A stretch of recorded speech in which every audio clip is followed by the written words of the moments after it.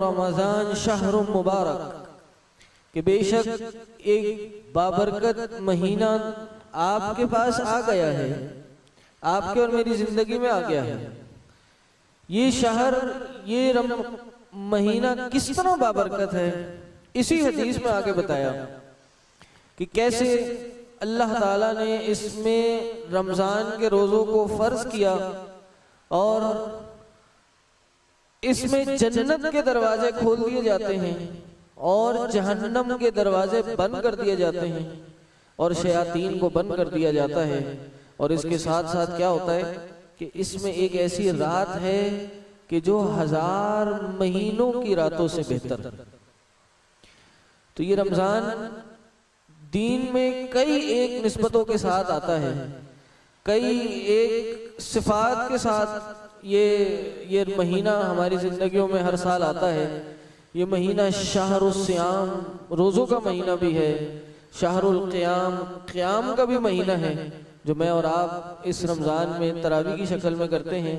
اللہ کے نبی صلی اللہ علیہ وسلم نے فرمایا من صام رمضان ومن قام رمضان، جس نے بھی رمضان میں روزے رکھے اور رمضان میں قیام کیا، 2 شرائط کے ساتھ۔ کتنی؟ 2 شرائط کے ساتھ، ایمان و احتساب۔ ایک تو ایمان کے ساتھ اور دوسرا احتساب۔ وہ کیا کہ انسان یہ دونوں کام کرے اس لیے کہ وہ اجر کے حصول کی نیت کو اپنے لیے پانا چاہتا ہو، یعنی اجر کو پانا چاہتا ہو۔ جب یہ 2 چیزیں ہوں گی تو کیا ہوگا؟ غفر له ما تقدم من ذنبه، اس کے جتنے بھی پرانے جو پچھلے گناہ ہیں اللہ معاف کر دے گا، اس کے گناہ معاف کر دیے جائیں گے۔ تو یہی اس مہینے کی برکتیں ہیں۔ اور یہ مہینہ جیسے نماز قیام کا مہینہ، اس کے ساتھ ساتھ قرآن کا بھی مہینہ ہے۔ اللہ کے نبی صلی اللہ علیہ وسلم کے پاس جبریل امین ہر سال رمضان میں آتے تھے، ان کو رمضان کا دور کرایا کرتے تھے۔ جس سال نبی علیہ السلام اس دنیا سے گئے، نبی صلی اللہ علیہ وسلم کو 2 دفعہ کرایا۔ قرآن نے خاص طور پہ جس جگہ پر رمضان کی فضیلت بتائی یا رمضان کا حکم بتایا شہر رمضان الذی انزل فیہ القرآن، کہ یہ رمضان وہ مہینہ ہے کہ جس میں قرآن نازل کیا گیا، کہ بڑا ایک خاص تعلق ہے۔ اور اسی تعلق سے ہم دیکھتے ہیں ہمارے شہر میں، ہمارے علاقوں میں لوگوں میں جگہ جگہ اداروں میں دورہ قرآن کا دور کرایا جاتا ہے، ترجمہ تفسیر کے کورسز وغیرہ کرائے جاتے ہیں۔ اور ہم بھی اسی تعلق اور اسی مناسبت سے اس تراویح کے بعد مختصر 20 سے 25 منٹ کا ایک جو بھی ہم نے آج کی تاریخ میں تراویح میں قرآن پڑھا ہے، اس میں کیا کچھ چند نکات اہم باتیں، ظاہر سی بات ہے ایک پورا پارہ جس کی تلاوت کی جاتی ہے اس کو چند منٹوں میں تو بیان نہیں کیا جا سکتا۔ تلاوت تو منٹوں میں کی جا سکتی ہے، لیکن اس کی شرح اور تفسیر کے لیے بعض اوقات کئی دن لگتے ہیں۔ حضرت عمر رضی اللہ عنہ کے بارے میں آتا ہے، وہ کہتے ہیں کہ سورہ بقرہ انہوں نے 8 سال میں سیکھی، 8 سال میں سیکھی۔ امام بغوی رحمہ اللہ نے تفسیر کی کتاب لکھی تو یہ کئی جلدوں پہ منحصر تھی۔ امام قرطبی رحمہ اللہ نے تفسیر لکھی، امام ابن کثیر نے قرآن کی تفسیر کری، کئی جلدوں میں قرآن کی تفسیر کی۔ اور ہر کوئی جو آنے والا تفسیر کرتا ہے وہ بھی کئی والیومز اور جلدوں پہ قرآن کو بیان کرتا ہے۔ جتنے شرعی علوم ہیں دین کے، کوئی بھی آپ اٹھا کے دیکھ لیں، وہ سب قرآن سے نکلتے ہیں۔ ہر چیز کا ماخذ اور سورس قرآن بن جاتا ہے۔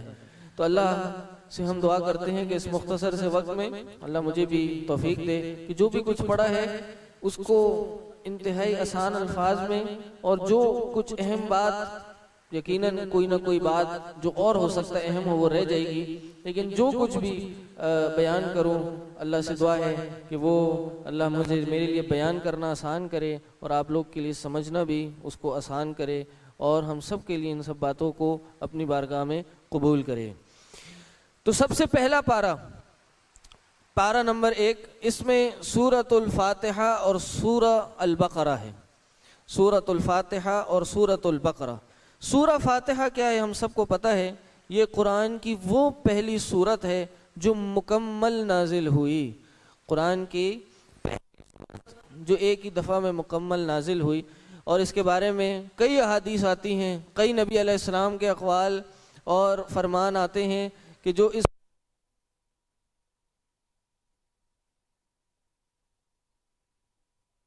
فرمایا والذی نفسی بیدی، اس ذات کی قسم کہ جس کے ہاتھ میں میری جان ہے، ما انزلت فی التورات ولا انجیل، نہ تو تورات میں نہ انجیل میں اور یہاں تک کہ خود قرآن میں بھی، ولا فی الفرقان، اور نہ قرآن میں بھی سورہ فاتحہ جیسی کوئی سورت نازل نہیں کی گئی۔ یہ سورہ فاتحہ کہ جس کا آغاز، فاتحہ کا مطلب کیا ہے؟ کھولنے والی، کوئی واقعتاً کوئی خاص فضیلت ہوگی نا، کوئی خاص بات ہوگی اس سورت کی جس سے قرآن کا آغاز کیا گیا۔ اللہ کے نبی صلی اللہ علیہ وسلم نے اس سورہ فاتحہ کو ام القرآن قرار دیا ہے۔ آپ جانتے ہیں اس سورت کے کئی نام ہیں، جس چیز کی فضیلت اور اہمیت زیادہ ہوتی ہے اس کے بعض اوقات کئی نام بن جاتے ہیں۔ اللہ تبارک و تعالیٰ کے کتنے نام ہیں؟ 99، 100، اس سے بھی زیادہ۔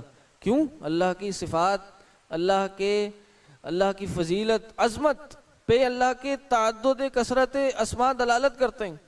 اسی سورۃ الفاتحہ ہے کہ سورۃ الفاتحہ کے کئی نام ہیں کہ 20 سے اوپر نام علماء نے ذکر کیے ہیں۔ اس سورہ فاتحہ کو ام القرآن کہا جاتا ہے، یہ قرآن کی ماں، قرآن کی ابتدا اس سے ہوئی۔ اسی طرح سورۃ الفاتحہ کھولنے والی، اسی طرح اس کو صلاۃ کہا جاتا ہے کہ جب تک سورہ فاتحہ نہ پڑھی جائے نماز نہیں ہوتی۔ اسی طرح اس سورت کو شفا کہا جاتا ہے۔ ہمارے یہاں بعض اوقات لوگ بڑے وظیفے ڈھونڈتے پھرتے ہیں، بڑے مختلف عاملوں کے پاس اور ایسے لوگوں کے پاس آیا جایا کرتے ہیں۔ اگر یہ بات کا پتہ چل جائے کہ یہ سورہ فاتحہ میں اللہ نے کتنی شفا رکھی ہے تو وہ کسی کے پاس نہ جائیں۔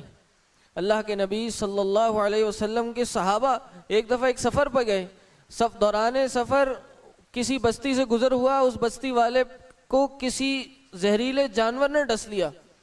بستی والوں نے ان صحابہ کی جماعت سے پوچھا، اے آپ صحابہ کرام، آپ میں کوئی هل انت فیکم من راق، کوئی راقی ہے، کوئی رقیہ کرنے والا، دم کرنے والا ہے؟ صحابی نے کہا جی بالکل موجود ہیں۔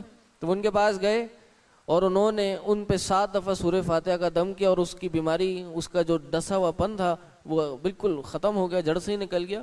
اللہ کے نبی صلی اللہ علیہ وسلم کے پاس آئے، پوچھا تمہیں کس نے بتایا کہ یہ جو ہے رقیہ ہے، یہ اصل دم ہے؟ نبی علیہ السلام نے بھی اس بات کی تصدیق کی۔ تو یہ آیت، یہ سورۃ الفاتحہ خود شفا ہے۔ اسی طرح اس آیت کا نام جیسے میں نے کہا خود نماز ہے۔ اسی طرح اس سورہ فاتحہ ہے بڑی مختصر لیکن اس کا ثواب بڑا عظیم ہے۔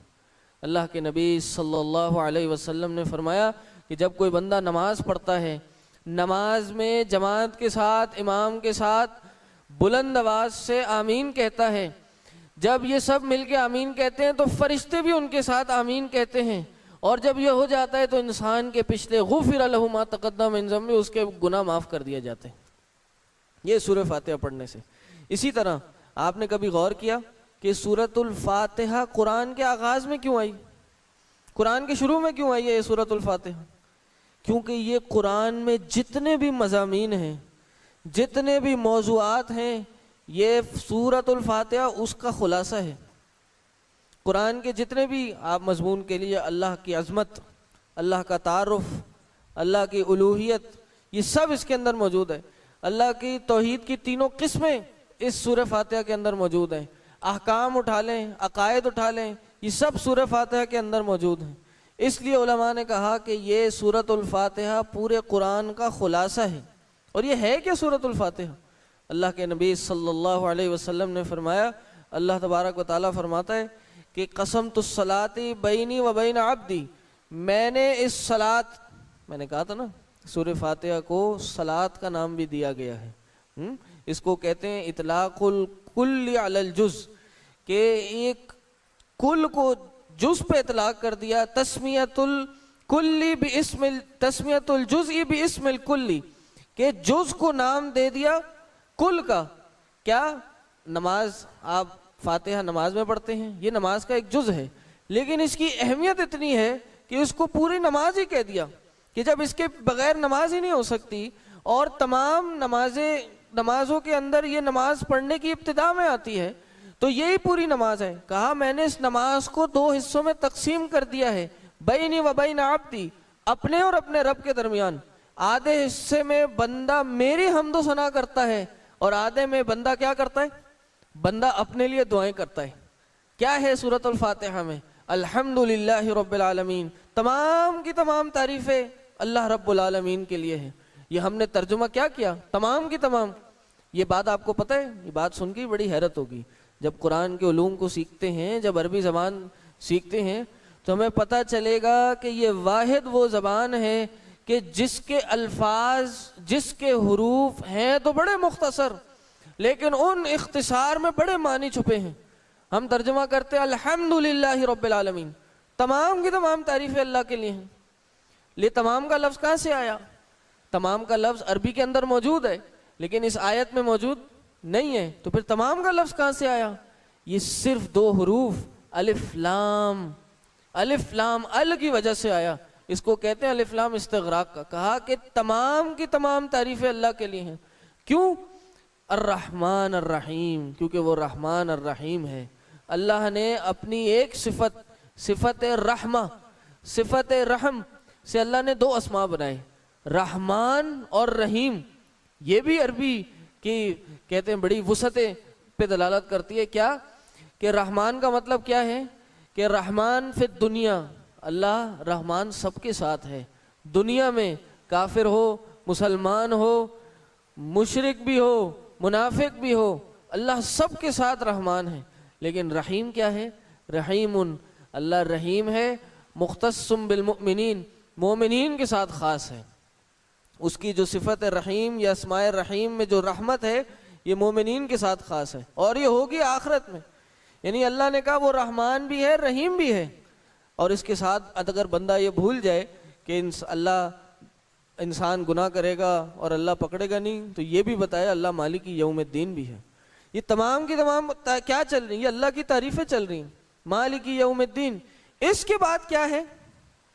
ایک اور اللہ کی تعریف کی، ایک اور اپنی عاجزی انکساری کا اللہ کے سامنے اظہار کیا۔ اے اللہ ایاک نعبد، اے اللہ تیری ہی عبادت کرتے ہیں، وَإِيَّاكَ نَسْتَعِينُ، اور تجھ ہی سے مدد مانگتے ہیں۔ پتہ یہ چلا کہ سورۃ الفاتحہ دعا بھی ہے، یہ ایک مکمل دعا ہے۔ نہ صرف دعا ہے بلکہ دعا کرنے کا طریقے کی تعلیم بھی ہے۔ کیا تعلیم ہے؟ سب سے پہلے اگر اللہ کے سامنے کسی نے دعا کرنی ہے، پہلے اللہ کی بڑائی بیان کرنی ہے۔ اے اللہ تو کتنا کریم ہے، اے اللہ تو کتنا کبیر ہے، اے اللہ تو رزاق ہے، ذو القوت المتین ہے، اے اللہ تو کھلاتا ہے، اے اللہ تو پلاتا ہے، اے اللہ تیرے ہی در سے ہی اللہ سب آج زندہ ہیں، اے اللہ تیری رحمت سے ہی میں آج جو کچھ ہوں وہ ہوں۔ یہ انسان پہلے اللہ کی تعریف کرتا ہے، پھر کیا کرتا ہے؟ پھر اپنی عاجزی اور انکساری کا اظہار کرتا ہے۔ کیا؟ ایاک نعبد۔ تعلیم کیا ہے دعا کی؟ پہلے انسان اللہ کی بڑائی بیان کرے، پھر کیا کرے؟ پھر اپنی عاجزی، عجز، انکساری کا کہ اللہ میں کمزور ہوں، اللہ تجھی سے مانگتا ہوں، تجھی سے تیری عبادت کرتا ہوں، میں خود سے کچھ بھی نہیں ہوں، یہ اظہار کریں، اور پھر اپنی بات کو، اپنی حاجت کو آگے رکھیں۔ کیا؟ اہدنا الصراط المستقیم، کہ اللہ مجھے سیدھا رستہ دکھا دے، اللہ صراط مستقیم کی طرف ہدایت دے دے۔ تیسری چیز کیا سکھائی؟ کہ دعا میں بھی اگر مانگنی ہے تو پہلی چیز کیا مانگنی ہے؟ ہدایت مانگنی ہے۔ مسلمان ہو کے بھی انسان نے اللہ سے ہدایت کا ہی سوال کرنا ہے کہ اللہ ہمیں سیدھے رستے پہ لیا، اللہ صراط مستقیم پہ لیا۔ صراط مستقیم کیا ہے؟ کہ ہم یہ دیکھیں کہ صراط مستقیم پہ ہے یا نہیں۔ کہا صراط الذین انعمت علیہم، اے اللہ ان کا رستہ دکھا دے جن پر اللہ تیرا انعام ہوا، جن پر اللہ تو نے انعام کیا۔ انعام کرنے والے کون لوگ ہیں؟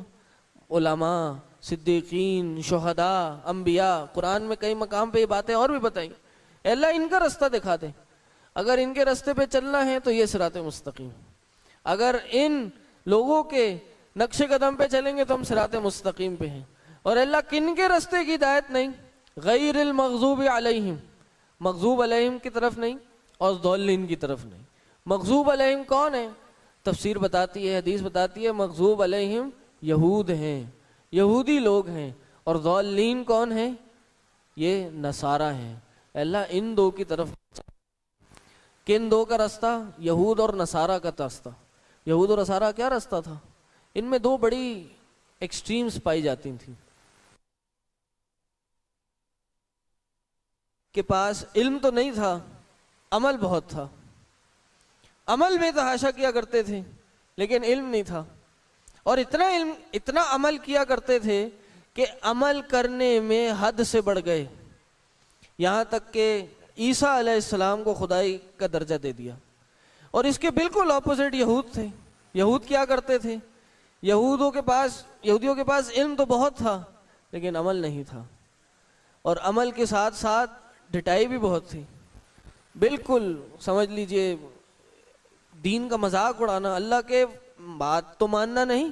ایک تو یہی انسان کا یہ عمل ہو سکتا ہے نا کہ کسی نے کہا اور بات نہیں مانی، رب نے کہا نہیں کیا، لیکن یہ وہ قوم تھی، اتنی بے حس اور خبیث قوم تھی کہ اس نے رب کے فرمانوں کو ٹھکرایا بھی، اور بعض اوقات اکثر مقامات پہ اس کا الٹا کیا، ان کا مذاق اڑایا، اللہ کی دی ہوئی نعمتوں کا، اللہ کی دی ہوئی آسائشوں کا کفران نعمت بھی کیا، بلکہ اس کی قدر بھی نہیں کی۔ انبیاء کو بھیجا گیا ہدایت کے لیے، انبیاء کو قتل کر دیا۔ انبیاء نے کسی چیز کا حکم دیا، اس میں ہیلے بہانے کرنے شروع کر دیا۔ یہی سورہ بقرہ میں آگے درس ہے پورا، کہ سورہ بقرہ میں یہودیوں کا ذکر اور ان کی جتنی بھی ان کی نافرمانیاں ہیں، ناشکریاں ہیں، بنی اسرائیل کی صورت میں انہوں نے کیا کچھ رب کے فرمانان کے ساتھ کیا، یہ سب چیزوں کا اس میں ذکر ہے۔ تو سورۃ الفاتحہ میں بنیادی طور پر یہی درس ہمیں دیا گیا ہے کہ ہم نے رب کے سامنے اپنی حاجات کو کیسے رکھنا ہے۔ اس کے بعد سورہ بقرہ کا آغاز ہوتا ہے، اور سورہ بقرہ کے آغاز میں ہی 3 صراط مستقیم پہ، چونکہ سورۃ الفاتحہ میں اللہ سے صراط مستقیم پہ چلنے کی ہدایت مانگی گئی، اب اسی تعلق سے سورۃ البقرہ میں صراط مستقیم پہ چلنے کے حوالے سے 3 گروہوں کا ذکر کیا۔ 3 گروہوں کا، ایک نمبر 1 مومنین کا، کہ صراط مستقیم پہ چلنے والے مومنین لوگ ہوتے ہیں، نمبر 2 منافقین کا، نمبر 3 کفار کا۔ مومنین کی صفات کس طرح بتائیں یہ میں بتاؤں بعد میں، سب سے پہلے بتاؤں کہ سورہ بقرہ کے بارے میں اللہ کے نبی صلی اللہ علیہ وسلم نے بھی کئی فضیلتیں بتائی ہیں۔ سب سے جو پہلی فضیلت حدیث میں ہمیں ملتی ہے وہ کیا ہے کہ اللہ کے نبی صلی اللہ علیہ وسلم نے فرمایا کہ ان الشیطان ینفر من البیت الذی تقرأ فیہ البقرہ، کہ شیطان اس گھر سے بھاگ جاتا ہے جس گھر میں سورہ بقرہ کی تلاوت کی جاتی ہے، جس گھر میں سورہ بقرہ باقاعدگی سے پڑھی جاتی ہے۔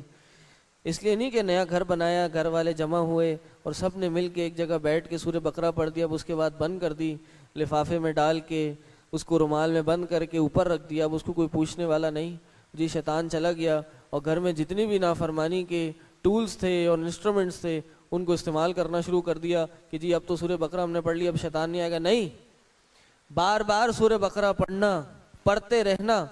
الشیطان ینفر من البیت الذی تقرأ فیہ البقرہ، جس گھر میں پڑھی جاتی ہے اور بار بار پڑھی جاتی ہے اس گھر سے شیطان بھاگ جاتا ہے۔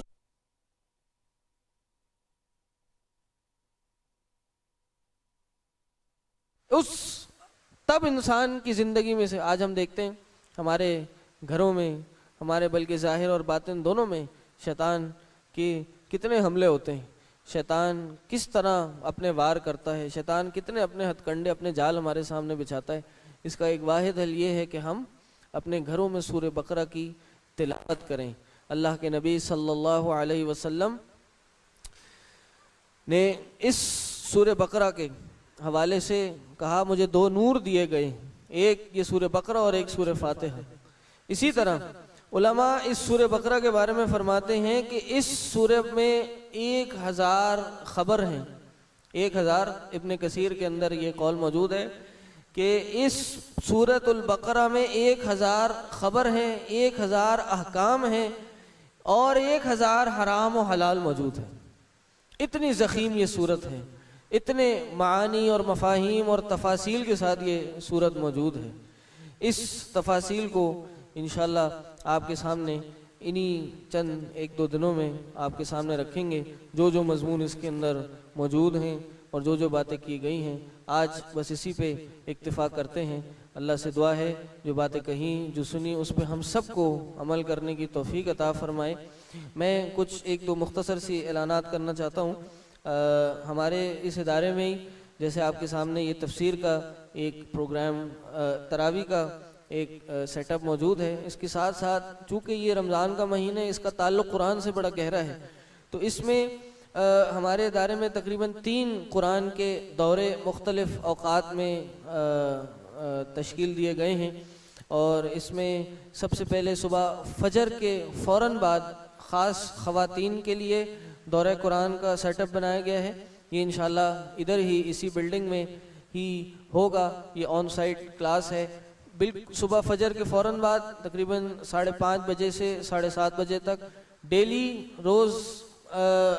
ڈیلی کی بنیاد پر ایک سورت، ایک پارے کا تفسیر اور خلاصہ بیان کیا جائے گا۔ اسی کے ساتھ ساتھ ایک آن لائن دورہ قرآن اس کا بھی سیٹ اپ کیا گیا ہے۔ یہ زوم پہ اس کی کلاسز ہوں گی اور اس میں بھی ڈیلی ایک پارے کا خلاصہ اور اس کے مضامین بیان کیے جائیں گے۔ اس کے ساتھ ساتھ دوپہر کے ٹائم یعنی شام کے ٹائم یہاں پر ہمارے ادارے میں مرد و خواتین دونوں کے لیے بھی دورہ قرآن کا اہتمام کیا گیا ہے، تقریباً جس کا آغاز 3:30 بجے سے 5:30 بجے تک ہوگا، اور اس میں شیخ عبدالحنان سمرودی حفظہ اللہ مدرس ہیں، اور اس کا آغاز تو شعبان سے ہی ہو گیا تھا، تقریباً 15-16 شعبان سے، اور یہ انشاءاللہ 29ویں رمضان تک اس دورے کی اور اس کلاس کو لے جایا جائے گا۔ باقی اس کے علاوہ ڈیفنس کے ایریا میں بھی شام کے ٹائم 5 سے 6 بجے کے ٹائم پہ منتخب قرآن کی صورتوں کی تفسیر کا بھی ایک پروگرام بنایا گیا ہے۔ یہ شیخ حنین جو مہد السلفی سے فارغ ہیں وہ دیں گے، جو ہمارے ڈیفنس میں ادارہ بروج انسٹیٹیوٹ کی برانچ ہے، اور وہاں پہ بھی شام کے ٹائم، رات کے ٹائم جو وہاں پہ اس علاقے میں ہوں یا جن کے بھی جان پہچان کے لوگ ہوں وہ ان کو کہہ سکتے ہیں، وہاں بھی تراویح کا سلسلہ ہے۔ اسی کے ساتھ ساتھ ناظم آباد کے ایریا میں بھی ہماری جو برانچ ہے اس میں بھی شام کے ٹائم تراویح کے ساتھ خلاصے کا اہتمام کیا گیا ہے۔ یہ تمام تفصیلات یہ ہماری ویب سائٹ پہ، فیس بک پیج پہ، واٹس ایپ گروپس پہ موجود ہیں، آپ لوگ ان کو جا کے تفصیل کے ساتھ دیکھ سکتے ہیں۔ اللہ سے دعا ہے اللہ ہمیں اس مہینے سے بھرپور فائدہ اٹھانے کی توفیق عطا فرمائے، اس مہینے کو ہمارے گناہوں کا کفارہ بنائے، اور اس مہینے کے بعد گزرنے کے بعد ہم اپنے گناہوں کی مغفرت کرا کے جہنم سے چھٹکارا پانے میں کامیاب ہو سکیں۔ اللہ سے دعا ہے جو کہا جو سنا اس پہ ہم سب کو عمل کرنے کی توفیق عطا فرمائے۔ وآخر الدعوانا الحمدللہ رب العالمین۔